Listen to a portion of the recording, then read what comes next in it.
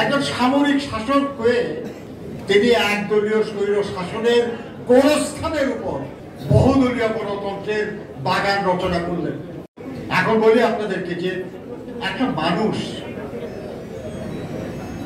তিনি একজন সৈনিক ছিলেন, তিনি সেনাপ্রধান হয়েছেন, তাকে একটা অনিবার্য পরিস্থিতিতে ক্ষমতার আবর্তে তাকে নিক্ষেপ করা হয়েছে।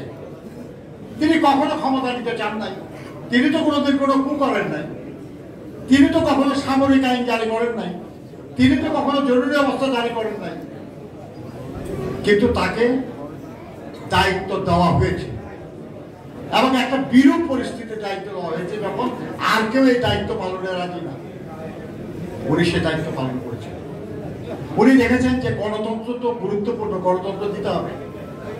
একজন সামরিক শাসক হয়ে তিনি একদলীয় স্বৈর শাসনের গোরস্থানের উপর বহুদলীয় গণতন্ত্রের বাগান রচনা করলেন এবং তার আমলেই বহুদলীয় গণতন্ত্র প্রতিষ্ঠিত হলো। 1979 সালের নির্বাচনে বাংলাদেশের সব রাজনৈতিক দল অংশগ্রহণ করেছে। এত কালারফুল পার্লামেন্ট আর কখনো হয় নাই। বিএনপি টাকা নিয়ে 8টা দলের প্রধানরা নির্বাচিত হয়েছিল সেখানে।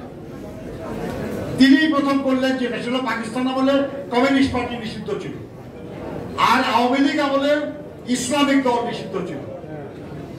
তিনি বললেন যে গণতন্ত্র তো এই যে যার যা মত বলবে, জনগণ সিদ্ধান্ত নেবে কোনটা গ্রহণ করা যায় কোনটা গ্রহণ করা যায় না। এবং শহীদ জিয়ার আমলেই শুধু কমিউনিস্ট পার্টিও থাকলো, ইসলামিক সংগঠনও থাকলো। মোহাম্মদ তোহাউরি নির্বাচিত হলো, প্রফেসর মুজাফর আহমদ নির্বাচিত হলো, আবার সবুর খানও নির্বাচিত হলো, আবার মৌলানা সোবহানও নির্বাচিত হলো। এই যে বহুদলীয় গণতন্ত্র, সবাইকে নিয়ে রাজনীতি করা, সবাইকে নিয়ে নির্বাচন করা, এটা তো ভুলে গেছি আমরা। এখন 2014 সাল, 2018 সাল, 2024 সালে আমরা তো সবাইকে দেখি না এই নির্বাচনে।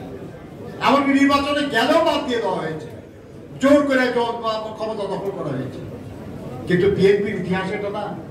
বিএনপির ইতিহাস হলো শহীদ জিয়ার দৃষ্টান্ত হলো সবাইকে নিয়ে রাজনীতি করা, সবাইকে নির্বাচন করা।